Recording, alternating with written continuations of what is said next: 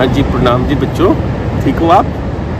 आपने पूछा अभी मेरे से कि हमको ज्ञान क्यों लेना होता है, ज्ञान की क्या आवश्यकता है, ज्ञान क्या होता है। ज्ञान को आप यही सोचते होंगे नॉलेज, क्यों? तो इस संसार में देखा जाए तो धार्मिकता के नाम पे नॉलेज दो ही प्रकार की दी जाती है। एक दी जाती है स्वर्ग की, एक दी जाती है नरक की। और या फिर जो नॉलेज दी जाती है वो शरीर के सुखों के लिए नॉलेज दी जाती है। जैसे पढ़ाई करनी है तो किसके लिए? पेट के लिए। पढ़ाई करनी है तो किसके लिए? धन संपत्ति के लिए, प्रॉपर्टी के लिए। आदमी पढ़ता किस लिए? डिग्रियां क्यों लेता है? डॉक्टर की या इंजीनियर की रिश्वतें दे के डिग्रियां मिलती है आजकल। लोग तो 2-2, 2.5 करोड़ रुपए रिश्वत देने लगे आजकल बच्चे, तब जाकर उनको सीट मिलती है डॉक्टर की। इतना पैसा देने के बाद आप सोचो, उनके अंदर आदमी जब पैसा देता है, लॉ भी तो होता है उसके अंदर कि मुझे लालच है कि मुझे डिग्री मिल जाए।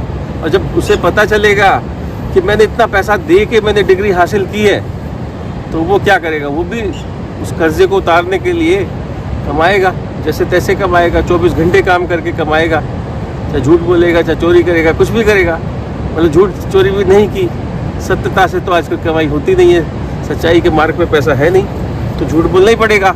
और फीस भी ऐसी लेनी पड़ेगी कि उसका ब्याज भी मुक जाए और जो उसने कर्जा लिया है उतर जाए, इंस्टॉलमेंट उसकी उतर जाए। तो यानी कि उसने जो कर्ज लिया और जो कमाया, जो डिग्री ली, किसके लिए ली? पेट के लिए ली। देखा जाए तो अपने सुखों के लिए ली, सुविधाओं के लिए ली। तो सुविधा और मन की इच्छाओं का तो कोई अंत है नहीं, वो तो अनंत है।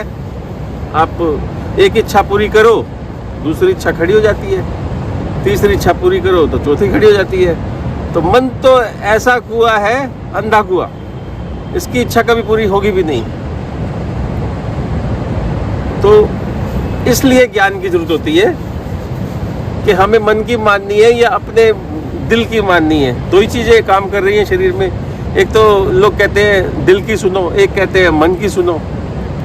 तो ज़्यादातर दुनिया मन की सुनती है। एक जानवर भी अपने मन की सुनता है। भैंस गाय भी आप देखो ना, अपने मन की सुनते हैं। सामने भोजन रख दो, उसके चारा रख दो, वो वहीं भागती है, क्योंकि मन उसको भोजन दिखा रहा है। और मन के हथियार क्या है? इंद्रियां उसकी। मन किससे चलता है? इंद्रियों से। इंद्रियां क्या है उसकी? आंखें, कान, त्वचा। क्यों? उसकी सुगंध लेने की शक्ति, नोज, उसको चखने की शक्ति। ये 5 तरह की इंद्रियां मन के आगे लगी हैं। तो वो इंद्रियां जहाँ ले जाती है, मन उधर ले जाती है, चला जाता है। और मन जो इंद्रियां चाहती है, जो करती है, जो देखती है, वही मन को अच्छा लगता है और वो उसके शरीर उसके वशीभूत हो जाता है, तो उसके पीछे पीछे भागता है। और मन का कोई अस्तित्व है नहीं, क्योंकि मन हम में रहता है। हमसे मन बना है, लेकिन हम सोचते हैं हम मन में रहते हैं। तो इंसान क्या करता है? अपने मन की सुनता है। और मन संसार में लगा होता है, तो यानी वो संसार की सुनता है, तो वो संसार में रह जाता है, संसार में मर जाता है, संसार में आता है, संसार में घूमता है, संसारिक बन के संसार में खो जाता है। और संशय का सार को संसार कहा जाता है, संशय के सार को ही संसार कहा जाता है, यानी झूठ ही झूठ। यानी कि इंसान को जब एंड में पता चलता है कि मैं तो झूठे संसार में जी रहा था, या तो झूठ ही झूठ है, जो दिख रहा है वो भी झूठ है, जो मैं खा रहा हूँ वो भी झूठ है, जो मैं घूम रहा हूँ वो भी झूठ है, जिससे मिल रहा हूँ वो भी झूठ है, सब झूठ ही झूठ है। मैं तो एक सपने में हूँ, ये दुनिया एक स्वप्न मात्र है, इसका कोई अस्तित्व नहीं है, सपने में था। और इसके लिए मैं पूरा जीवन व्यर्थ गवा दिया, क्योंकि मुझे नॉलेज नहीं थी ये वाली। क्योंकि मुझे दो ही ज्ञान मिले, एक सुख का, एक दुख का, एक स्वर्ग का, एक नर्क का। क्योंकि यहाँ पे दो ही चीज़ें बताई जा रही हैं, आप देख लो, स्वर्ग और नर्क। आप क्रिश्चियन धर्म में भी जाओगे तो भी वहाँ पे हेवन और हेल दो चीज़ें बताई जाएंगी। आप मुस्लिम धर्म में जाओ, उसमें भी दो चीज़ें बताई जाएंगी कि जन्नत है, ये है, वो है। और हिंदुओं में भी आपको दो ही चीज़ें स्वर्ग और नरक का बताया जाएगा। लेकिन तीसरा ज्ञान जो है असली अपवर्ग, वो संतों के पास ही मिलेगा, वो आपको सात्विकता में मिलेगा। संत की जब सानिध्य में आओगे आप, किसी अच्छे संत के, तो ही आपको तीसरा थर्ड नॉलेज आएगी। उसको कहते हैं थर्ड आई खुलना। थर्ड आई की नॉलेज आपको संत ही देगा, सच्चा संत जिसको कोई मोह नहीं होगा इस माया से, इस संसार से, पैसे से, लोभ लालच नहीं होगा, वही वो नॉलेज दे सकता है। उसको कहते हैं ज्ञान। इसलिए ज्ञान की हमें आवश्यकता है। वो ज्ञान इंद्री हमारी वो संत ही खुलवा सकता है, वही गुरु है। अदरवाइज कोई शक्ति नहीं तुम्हें खुलवा सकती। तुम्हारे अंदर ज्ञान है लेकिन ओपन नहीं है, खुल ही नहीं पा रहा। क्यों नहीं खुल पा रहा? क्योंकि कोई बताने वाला नहीं मिला। सब लोभ लालच वाले मिले, गुरु मिले तो भी पैसे वाले मिले कि मेरी इतनी फीस है भाई, टीचर मिला तो इतनी फीस है जी, अब फीस के लिए फिर फीस लेना पड़ता है। तो सब पैसे के पीछे ऐसे गोल चक्कर की तरह एक दूसरे के पीछे भाग रहे हैं और एक दूसरे को खा रहे हैं, और खाते खाते ये शरीर भी खत्म हो जाता है। जो पता नहीं कितने सौभाग्य से ये शरीर मिलता है हमें, मानव योनि मिलती है, नहीं तो जानवर योनियाँ तो आपने देखो 84 लाख योनियाँ हैं। कभी आप मछली बनोगे, कभी आप कीड़ा बनोगे, कभी आप हाथी बनोगे, सब में आप ऐसे घूमते रहोगे एक चक्र की तरह, शशि चक्र जिसे कहा गया। तो इसलिए ज्ञान की आवश्यकता है। और ज्ञान हमें ये बताता है, जैसे कि देखो ये पत्थर है, इस पत्थर में अग्नि नहीं दिखाई दे रही, लेकिन इसके अंदर अग्नि है, दिखाई नहीं दे रही। आप दोनों पत्थरों को रगड़ोगे तो अग्नि दिखाई देगी। इसी तरह इस लकड़ी को रगड़ोगे आप तो लकड़ी में अग्नि नहीं दिखाई दे रही, रगड़ोगे तो अग्नि आ जाएगी सामने।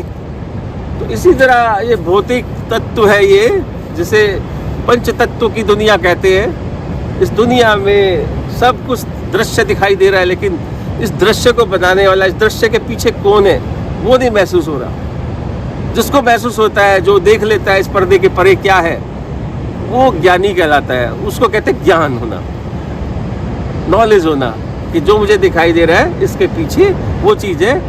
ये तो प्रोजेक्ट पे प्रोजेक्टर चल रहा है और मुझे ये सीन दिखाई दे रहा है, ये सत्य नहीं है। जिस प्रकार हम फिल्म देखने चाहते हैं, पर्दे पे फिल्म देख रहे होते हैं मूवी, और मूवी को हम यही समझते हैं कि भाई ये तो मूवी है, अभी थोड़ी देर बाद ख़त्म हो जाएगी, घर जाना है। घर को तो नहीं भूलता वो मूवी देखते देखते, अपने सारे कार्यों को तो नहीं भूलता, वो याद रखता है। तो इसी तरह आपको ज्ञान याद दिलाता है कि तुम संसार में आए हो, तुम उस अपने लक्ष्य को याद रखो कि तुम कहाँ से आए हो, कहाँ तुम्हें जाना है। संसार में मत भटको, मत भूलो अपने आप को कि तुम कौन हो, अपने आप को जानो।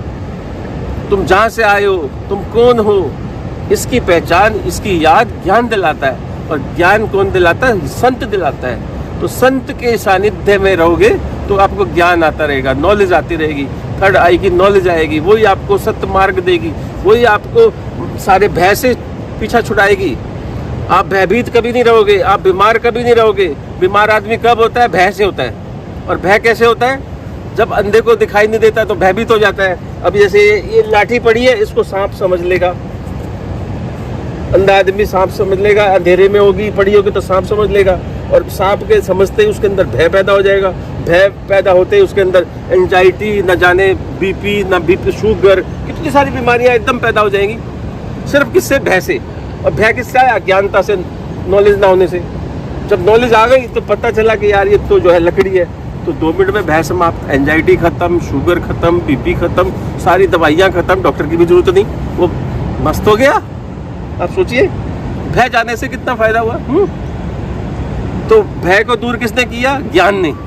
ज्ञान किसने दिया? संत ने। संत कहाँ से लाया? क्योंकि उसने मेहनत करी, उसने योग किया, साधना की, सत्य को पाने के लिए उसने तप किया, अपने आप को गलाया, अपने आप को तपाया। जैसे सोने को तपाते तपाते कुंदन बन जाता है, लकड़ी को घिसते घिसते आग आ जाती है, दूध को गर्म करते करते उसमें से मलाई आ जाती है, मलाई में से घी आ जाता है, मक्खन आ जाता है। इसी तरह हमको अपने शरीर को तपाना है, अपने मन को कंट्रोल में करके अमन में जाना है। हमको ये जानना है कि मन हमसे है, हम मन से नहीं है।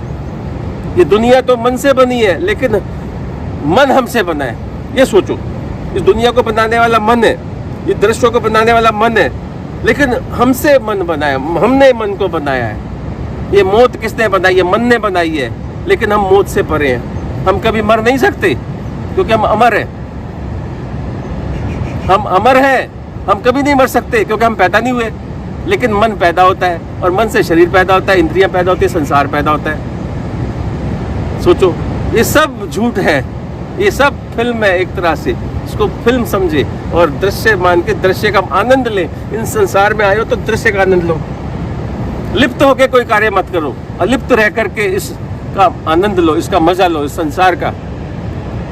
यानी कि परमात्मा सर्वत्र है और अलिप्त है, और जो इसमें लिप्त है वो संसारिक है। उसको ज्ञान की आवश्यकता है, उसे ज्ञान चाहिए, और ज्ञान वही ले सकता है जिसके अंदर जिज्ञासा होगी, जिसके अंदर भूख होगी। भूखे कोई तो अन्न अच्छा लगता है? जिसको भूख ही नहीं है उसको कितना ही भोजन रख दो वो खाएगा ही नहीं। तो भूख पैदा तब होती है, जिज्ञासा तब पैदा होती है संस्कारों से। संस्कार कहाँ से मिलते हैं? परिवार से, अपनी संगति से।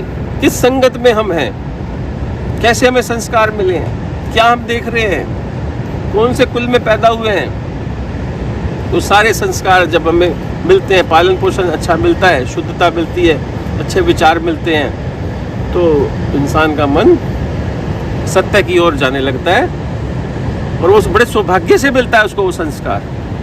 दुनिया में तो सभी तरह के संस्कार हैं, सब कुछ है, वो डिपेंड करता है उसकी बुद्धि पे। बुद्धि क्या चाहती है, उसकी नॉलेज क्या चाहती है, क्या पाना चाहती है, डिपेंड करता है बच्चे पे।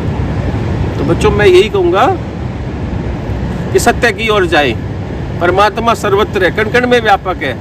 एक ही आत्मा पूरे संसार की आत्मा है, पूरे ब्रह्मांड की एक आत्मा है, एक आत्मा सर्वत्र है। वो सब में, हम में, तुम में। एक फार्मूला अपना लो, अपने आप को दूसरे में देखो, समझे? जैसे आप शीशे में खुद को देखते हो ना, ऐसे आप सोचो कि मैं इसमें भी हूँ, मैं उसमें भी हूँ, मैं उसमें भी हूँ। जब आप सब में अपने आप को देखोगे तो आपके भाव बदल जाएंगे, आपका प्रेम उजागर हो जाएगा, आपकी इच्छा करेगी सबके लिए मैं कुछ करूं, सबको अपना परिवार समझ के, अपना अंग समझ के सबके लिए कुछ करूं, सबके लिए मैं मेहनत करूं, कोई दुखी ना हो मेरे सामने, सब सुख में रहें। जैसे मेरा एक शरीर है, मैं चाहूँगा ये उंगली भी प्यार से रहे, इस उंगली की भी सफाई करूँ, इसको भी मेंटेन करूँ, इसे भी भोजन दूँ, इसको भी सब कुछ दूँ, इसे भी दूँ। इसी तरह ये सारे दुनिया में कीड़े मकोड़े, जंतु, जानवर, प्राणी, जितने भी प्राणी हैं, सब मेरे अंग हैं, सबकी मैं रक्षा करूँ। ये भाव आपके अंदर आएगा, ये आंतरिक भाव है, ये आत्मा का भाव है। जब आपकी आत्मा उजागर हो जाएगी तो आपके अंदर प्यार आएगा, प्रेम। प्रेम इसी को कहते हैं कि दूसरे की केयर करना, दूसरे के लिए देना, दूसरे को अपना समझना, ये प्रेम है, सच्चा प्रेम। उसको कहते हैं सच्चा प्रेम, समझे? तो संसार के लिए जब आपके अंदर भाव आएगा कुछ करने का, देने का, तो समझ लो आप साधारण इंसान नहीं है। सर्वत्र वो परमात्मा तुम्हारे अंदर आया है और बोल रहा है। क्या मकान बोल सकता है? बोलो, क्या मकान बोलता है? आप पूछोगे अंदर उमेश है क्या? क्या मकान बोलेगा? बोलो, आप बोलोगे उमेश जी कहाँ है? मकान बोलेगा क्या? उमेश जी अंदर है, वो तो ये कहेगा मैं हूँ, हैं? आप बताइए, मकान नहीं बोलता ना। इसी तरह परमात्मा अंदर है, लेकिन बाहर वाला मकान क्या बोलता है? परमात्मा तो मेरे अंदर है लेकिन मैं उमेश हूँ। यानी वो एक को दो में बांट देता है, वो अपने को कुछ और कहता है, अंदर वाले को कुछ और कहता है। हर आदमी यही कहेगा भगवान मेरे अंदर है, भगवान मेरे अंदर, अल्लाह मेरे अंदर है, ईश्वर मेरे अंदर है। अरे अंदर तो है, लेकिन तुम कौन हो? बोलने वाले कौन हो तुम? वो कहेगा ये तो मैं हूँ। फिर अंदर वाला कहाँ है? बोले वो तो अंदर है। क्या मकान बोल सकता है? नहीं ना। मैं ये बोलना चाह रहा हूँ कि शरीर जो भी बोल रहा है, जो भी कर रहा है, सब ऊपर वाला है। शरीर की कोई हैसियत नहीं है कि वो कुछ करे या बोले, समझे? तो इसलिए अपने आप को जानो, अंदर डूबो, खोजो और परमात्मा से कनेक्ट होके और उसका आचरण करें, अपने आचरण में लाएं शुद्धता, पवित्रता। क्योंकि तुम्हारे अंदर पवित्रता बैठी है, ज्ञान बैठा है, बस उसको खोलना है, उस द्वार को खोलना है, समझे? जैसे कि आपके वस्त्र तो टंगे अलमारी में लेकिन पहने नहीं है। जैसे पहनोगे तो वस्त्र की वैल्यू पता चलेगी ना। तो आप एक वस्त्र के समान है, अंदर आत्मा से कनेक्ट होइए और फिर आत्मा के गुण आपके बाहर आएंगे शरीर में। फिर शरीर वो करेगा जो आत्मा चाहती है। फिर आत्मा के गुण आपके बाहर प्रकट होंगे। लोग कहेंगे ये साधारण इंसान नहीं है, ये तो साक्षात परमात्मा जा रहे हैं। ये कार्य ऐसे बोल ही नहीं सकता, कोई कर ही नहीं सकता ऐसे कार्य जो ये कार्य कर रहा है। और वो जो कार्य करेगा वो होता जाएगा, क्योंकि सारी दुनिया उसके द्वारा बनी है। ऐसा हो ही नहीं सकता उसके विचारों से कार्य ना हो। वो जैसे सोचेगा, जो भी बोलेगा, जब भी मन में लाएगा, वो होता जाएगा। दुनिया उसके अनुसार चलती जाएगी। देख लेना, बस अंदर धारणा करनी है, मेहनत करनी है, अपने ज्ञान को उजागर करना है। इसको कहते हैं ज्ञान। बाकी सब नॉलेज है। एक टीचर पैसा लेके जो पढ़ा रहा है वो नॉलेज दे रहा है, तुम्हें खाने कमाने की नॉलेज दे रहा है, ज्ञान नहीं दे रहा। ज्ञान के लिए कोई पैसा नहीं लिया जाता। जो इंसान पैसा लेके ज्ञान दे रहा है वो ज्ञान नहीं है, वो तो एक बिजनेस है। योग, साधना, ध्यान, इसके कभी पैसे नहीं लिए जाते। ये तो नेचर है, परमात्मा का नेचर है। प्रकृति जो बनी है, नेचर जो बना है परमात्मा से बना है। तो हमको एक दूसरे से मिलाना चाहिए, बिछड़े हुए को मिलाना चाहिए। एक बाप से बच्चा बिछड़ा है तो उसको मिलाने का धर्म है हमारा, उस धर्म को समझो। लेकिन हम क्या करते हैं, मिलाने के पैसे मांगते हैं जी। हम परमात्मा से मिला देंगे आपको, पर इतना पैसा लगेगा, 2 लाख रुपए घंटा लगेगा जी। बताइए, ये ज्ञान है, ये प्रोफेशन है, इसको बेचो मत।